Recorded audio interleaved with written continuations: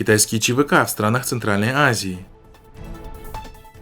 В Узбекистане снова отменили праздничный намаз. Туркменистан поддержал Китай в Восточном Туркестане. Эксперты выразили свое мнение относительно цели визита министра иностранных дел Китая в страны Центральной Азии на фоне развивающихся событий в Афганистане. По их мнению, в Таджикистане, Узбекистане и Туркменистане могут появиться бойцы китайских частных военных компаний. Об этом пишет Eurasia Today. Напомним, что турне главы МИД Китая продлилось с 12 по 16 июля, в течение которого он провел двусторонние переговоры с главами МИД Таджикистана, Туркменистана и Узбекистана, а также с главами этих стран. Как заявил Ван И, в Ашхабаде и Душанбе Китай гарантирует Туркменистану и Таджикистану традиционную и нетрадиционную защиту государственной безопасности. О поддержке Пекина он сообщил и в Ташкенте, куда прибыл 15 июля с двухдневным визитом. Так, согласно мнению военного эксперта Юрия Лямина, Китай хочет защитить свои позиции в Центральной Азии. Речь может идти о контингенте частных военных компаний для защиты инвестиционных объектов Китая в Туркменистане, Таджикистане и Узбекистане. В этом и состоит цель визита Ван И в эти страны, считает эксперт. В небольшом количестве китайские ЧВК присутствуют в той же Африке, а в странах Центральной Азии китайский бизнес добывает полезные ископаемые. Скорее всего, речь об этих объектах, отметил он.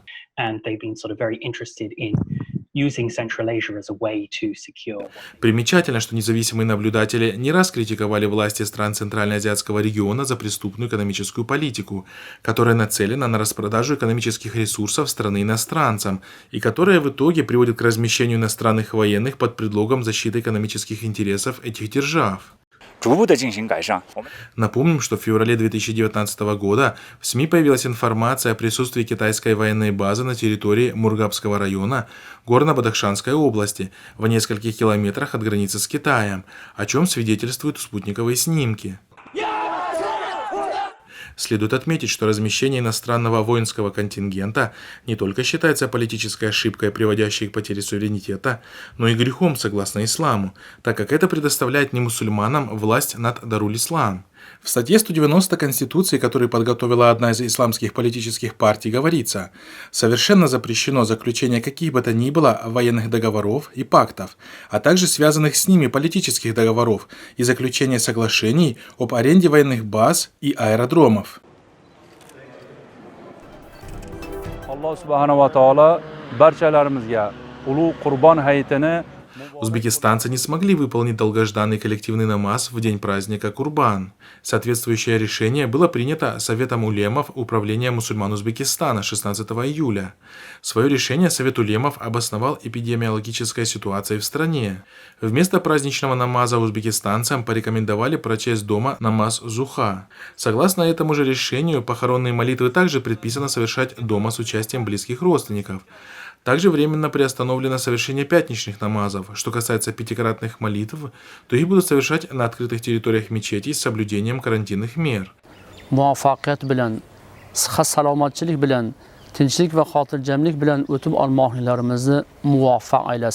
Напомним, что ранее сообщалось о проведении праздничного намаза на открытых территориях с соблюдением карантинных мер.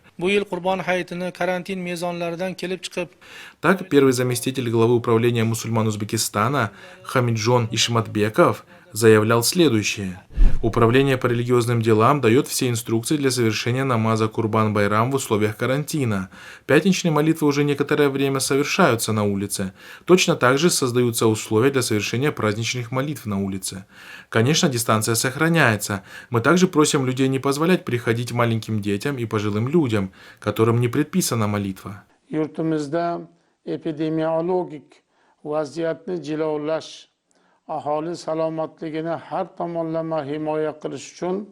Напомним, что уже второй год, как власти Узбекистана лишают жителей страны возможности совершить праздничный намаз в день Курбан-Хаита.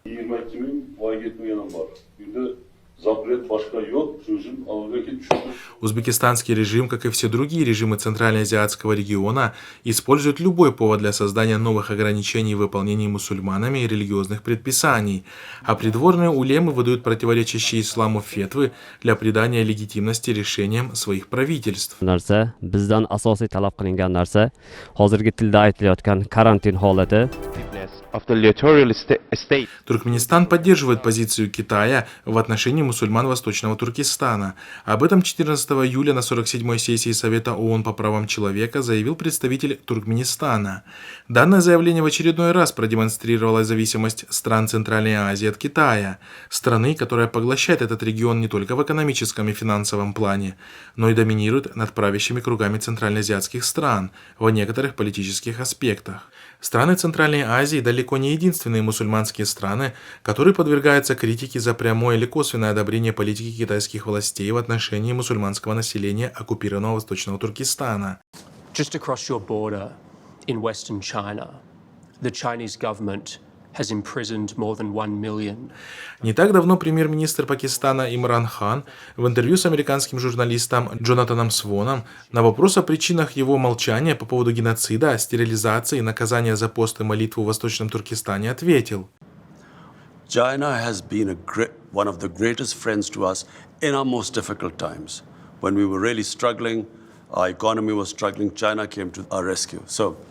Позднее пакистанский лидер вернулся к уйгурскому вопросу, заявив, что не уверен в правдивости информации о репрессиях в отношении мусульман Восточного Туркестана. Также представитель еще толком не успевшего прийти к власти умеренного крыла движения «Талибан» Сухейль Шахин назвал уйгуров сепаратистами, а Китай назвал другом.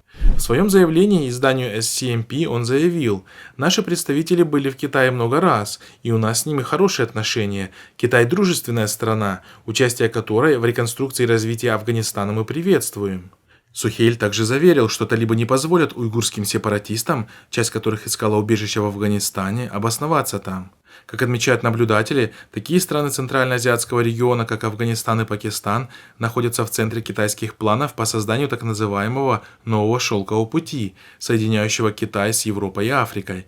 Посредством него Китай намерен импортировать сырье и энергоресурсы и экспортировать китайские товары.